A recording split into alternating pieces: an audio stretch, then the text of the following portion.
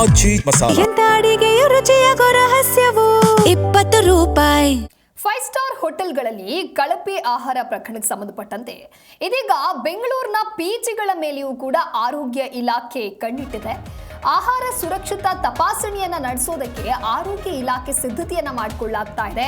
ಪಿಜಿಗಳ ಆಹಾರದ ಗುಣಮಟ್ಟ ಯಾವ ರೀತಿಯಾಗಿರುತ್ತೆ, ಜೊತೆಗೆ ಕ್ಲೆನ್ಲಿನೆಸ್ ಯಾವ ರೀತಿಯಾಗಿ ಮೇಂಟೈನ್ ಮಾಡಿರ್ತಾರೆ, ಹೇಗೆ ಸ್ವಚ್ಛತೆಯನ್ನ ಕಾಪಾಡಿಕೊಂಡಿದ್ದಾರೆ ಅಂತ ಹೇಳಿ ಪರಿಶೀಲನೆಯನ್ನ ಮಾಡುವಂತ ಕೆಲಸ ಆಗತ್ತೆ. ಆಹಾರ ಸುರಕ್ಷತೆಯನ್ನ ಖಚಿತಪಡಿಸೋದಕ್ಕೆ FDA ಇಲಾಖೆ ಮಾಡುವಂತ ಕಾರ್ಯಾಚರಣೆ ಇದು. ಕಳೆದ 6 ತಿಂಗಳಿಂದ ಪಿಜಿಗಳ ಸ್ವಚ್ಛತೆಯನ್ನ GBA ಪರಿಶೀಲನೆ ಮಾಡ್ತಾ ಇದೆ. ಇದೀಗ ಸ್ವತಃ ಆಹಾರ ಸುರಕ್ಷತೆಯ ವಿಚಾರದಲ್ಲೂ ಕೂಡ ಬಿಸಿ ಮುಟ್ಟಿಸೋದಕ್ಕೆ ಸಿದ್ಧತೆಗಳು ಆಗಿದೆ.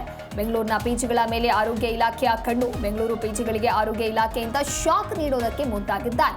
5 ಸ್ಟಾರ್ ಹೋಟೆಲ್ನಿಂದ ಇಂದಿರಾ ಕ್ಯಾಂಟೀನ್ ವರೆಗೆ ಈಗಾಗಲೇ ಪರಿಶೀಲನೆಯನ್ನ ಮಾಡಿದ್ದಾಯಿತು. ಪರಿಶೀಲನೆ ಮಾಡಿದಂತ ಸಂದರ್ಭದಲ್ಲಿ ಕೆಲವು ಕೊಳೆತ ಮಾಂಸದ ಆಹಾರವನ್ನು ಜನರಿಗೆ ನೀಡ್ತಾ ಇದ್ದಾರೆ, ಕೊಳೆತ ತರಕಾರಿಯಿಂದ ಅಡುಗೆ ಮಾಡಿ ಜನರಿಗೆ ನೀಡ್ತಾ ಇದ್ದಾರೆ.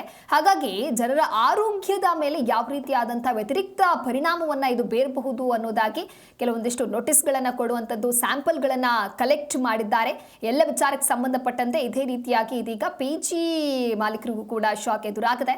ಬೆಂಗಳೂರಿನ ಪಿಜಿಗಳ ಮೇಲೆ ಆಹಾರ ಸುರಕ್ಷತಾ ತಪಾಸಣೆಯನ್ನ ನಡೆಸ್ತಾ ಇದೆ. ಪಿಜಿಗಳಲ್ಲಿ ಪೂರೈಕೆ ಮಾಡುವಂತ ಆಹಾರದ ಗುಣಮಟ್ಟದ ಬಗ್ಗೆ ದೂರು ಬಂದಿರುವಂತಹ ಹಿನ್ನೆಲೆಯಲ್ಲಿ ಬೆಂಗಳೂರು ಸೇರಿದಂತೆ ರಾಜ್ಯದ ವಿವಿಧ ಭಾಗಗಳ ಪಿಜಿಗಳ ಪರಿಶೀಲನೆಗೆ ನಿರ್ಧಾರವನ್ನ ಮಾಡಲಾಗಿದೆ. ಈ ಕುರಿತು ಮತ್ತಷ್ಟು ಮಾಹಿತಿಯನ್ನು ನೀಡ್ತಾರೆ ನಮ್ಮ ಪ್ರತಿನಿಧಿ ಮಂಜುನಾಥ್ ಹೊಸಳ್ಳಿ ದೂರವಾಣಿ ಸಂಪರ್ಕದಲ್ಲಿ.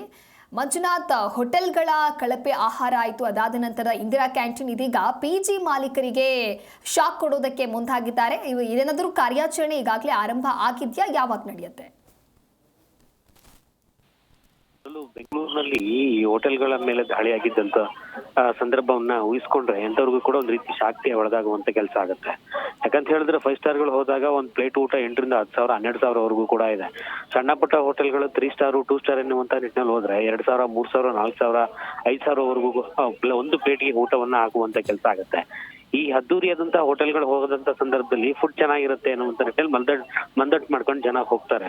ಆದ್ರೆ ಒಳಗಡೆ ಇರುವಂತಹ ಕಳಪೆ ಒಂದು ವ್ಯವಸ್ಥೆ ಇದೆಯಲ್ಲ, ಕೊಳೆತ ಮಾಂಸ ಆಗ್ಬೋದು, ಕೊಳೆತ ತರಕಾರಿಗಳಾಗ್ಬೋದು, ಅವೆಲ್ಲವನ್ನೂ ಕೂಡ ಮನಗಂಡಂತಹ ಆರೋಗ್ಯ ಇಲಾಖೆ, ಅದರಲ್ಲೂ ಫುಡ್ ಸೇಫ್ಟಿ ಅಂಡ್ ಡ್ರಗ್ಸ್ ಇಲಾಖೆ ಇದೆಯಲ್ಲ, ಡ್ರಗ್ಸ್ ಸಂಬಂಧಪಟ್ಟಾಗಿರೋ ಇಲಾಖೆ ದಾಳಿಯನ್ನ ಮಾಡುತ್ತೆ. ಆಹಾರ ಸಚಿವರ ಒಂದು ಆದೇಶದ ಮೇರೆಗೆ, UT ಖಾದರ್ ಆದೇಶದ ಮೇರೆಗೆ ದಾಳಿ ಮಾಡುವಂತ ಸಂದರ್ಭದಲ್ಲಿ 5 ಸ್ಟಾರ್ 3 ಸ್ಟಾರ್ ಸಣ್ಣ ಪುಟ್ಟ ಹೋಟೆಲ್ಗಳು ಸೇರಿದಂತೆ ಇನ್ನಿತರ ಆಹಾರ ಉತ್ಪನ್ನ ಮಾಡುವಂತಹ ಝೊಮ್ಯಾಟೊ ಸೇರಿದಂತೆ ಇನ್ನಿತರ ಖಾಸಗಿ ಕಂಪನಿಗಳಿದಾವಲ್ಲ, ಆ ಜಾಗಗಳನ್ನೆಲ್ಲ ದಾಳಿ ಮಾಡುವಂತ ಸಂದರ್ಭದಲ್ಲಿ ಕೊಳೆತ ಆಹಾರ ಪತ್ತೆ ಆಗುತ್ತೆ.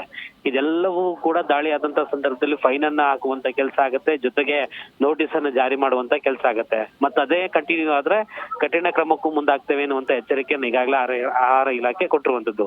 ಇದ್ರ ಜೊತೆಗೆ ಈಗ ಬೆಂಗಳೂರಿನಲ್ಲಿ ಹೆಚ್ಚು ಕಡಿಮೆ 70,000ಕ್ಕೂ ಹೆಚ್ಚು ಪಿಜಿಗಳಿದಾವೆ. ಪಿಜಿಗಳಲ್ಲಿ ಸಾಕಷ್ಟು ವಿದ್ಯಾರ್ಥಿಗಳು ಸೇರಿದಂತೆ ಹೊರಗಡೆಯಿಂದ ಬಂದವರು, ಕೆಲಸ ಮಾಡ್ತಿರುವಂತವ್ರು ಎಲ್ಲರೂ ಕೂಡ ಸ್ಟೇ ಆಗಿರ್ತಾರೆ. ಸ್ಟೇ ಆದಂತ ಸಂದರ್ಭದಲ್ಲಿ ಅವರಿಗೆ ಒಳಗಡೆನೆ ಊಟದ ವ್ಯವಸ್ಥೆ, ಪಿಜಿಗಳು ಬಹುತೇಕವಾಗಿ ಊಟ ವ್ಯವಸ್ಥೆ ಮಾಡುವಂತ ಕೆಲಸ ಆಗುತ್ತೆ. ಆದ್ರೆ ಅದರ ಪಿಜಿ ಸಂಬಂಧಪಟ್ಟಾಗೆ ಆಹಾರ ಯಾವ ರೀತಿ ಒದಗಿಸ್ತಾ ಇರ್ಬೋದು, ಕಳಪೆ ಆಗಿರಬಹುದಾ, ನಾನ್ ವೆಜ್ ಸ್ಟೇ ಅಂದ್ರೆ ಅಲ್ಲೇ ಇಟ್ಕೊಂಡಿರ್ತಾರ, ಎಷ್ಟು ದಿನ ಆದ್ಮೇಲೆ ಬಳಕೆ ಆಗ್ತಿರುತ್ತೆ, ಎಲ್ಲವನ್ನೂ ಕೂಡ ಒಂದ್ ಪ್ರಶ್ನೆ ಆಗಿದೆ. ಹೀಗಾಗಿ ಪಿಜಿಗಳ ಮೇಲೂ ಕೂಡ ದಾಳಿ ಮಾಡ್ಲಿಕ್ಕೆ ಈಗ ಇಲಾಖೆ ಮುಂದಾಗಿರುವಂತದ್ದು. ದಾಳಿ ಮಾಡಿದ್ರೆ ಬಹುತೇಕ ಎಲ್ಲ ಪಿಜಿಗಳ ಮೇಲೆ ದಾಳಿ ಮಾಡ್ಬೇಕೇನುವಂತ ಒಂದು ಮನವಿಯನ್ನು ಕೂಡ ಸಂಬಂಧಪಟ್ಟಾಗೆ ಸಾರ್ವಜನಿಕರು ಆಹಾರ ಇಲಾಖೆ ಸಂಬಂಧಪಟ್ಟ ಇಲಾಖೆ ಮೇಲೆ ಮನವಿಯನ್ನ ಮಾಡ್ತಾ ಇರುವಂತದ್ದು. ಹೀಗಾಗಿ ಕಠಿಣವಾದಂತ ನಿರ್ಧಾರಕ್ಕೆ ಮುಂದಾಗಿರುವಂತಹ ಇಲಾಖೆ ನಾಳೆಯಿಂದ ಅಧಿಕೃತವಾಗಿ ಪಿಜಿಗಳ ಮೇಲೂ ಕೂಡ ದಾಳಿ ಮಾಡ್ತೇವೆ ಎನ್ನುವಂತ ಒಂದು ಸೂಚನೆ ಕೊಡುವಂತಹ ಕೆಲಸ ಈಗಾಗಲೇ ಆಗಿದೆ. ಒಂದ್ ವೇಳೆ ದಾಳಿ ಆದಂತ ಸಂದರ್ಭದಲ್ಲಿ ಬಹುತೇಕ ಎಲ್ಲಾ ಪಿಜಿಗಳ ಮೇಲೂ ಕೂಡ ದಾಳಿ ಆದ್ರೆ ಇದೇ ರೀತಿಯಾದಂತ ಒಂದು ವಾತಾವರಣ ಸೃಷ್ಟಿಯಾಗುವಂತ ಸಾಧ್ಯತೆಗಳಿದಾವೆ.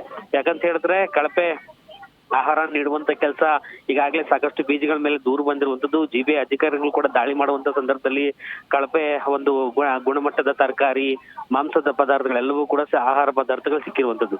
ಹೀಗಾಗಿ ಈ ಸಂಬಂಧಪಟ್ಟ ಈಗ ದಾಳಿ ಆಗ್ತಿರುವಂತ ಇಲಾಖೆಯನ್ನು ದಾಳಿ ಮಾಡಿದ್ರೆ ಮತ್ತದೇ ಸಮಸ್ಯೆ ಎದುರಾಗುವಂತ ಸಾಧ್ಯತೆಗಳು ಹೆಚ್ಚಾಗಿ ಕಾಣುವಂತ ಸಾಧ್ಯತೆಗಳಿದಾವೆ. ದಿವ್ಯಾ.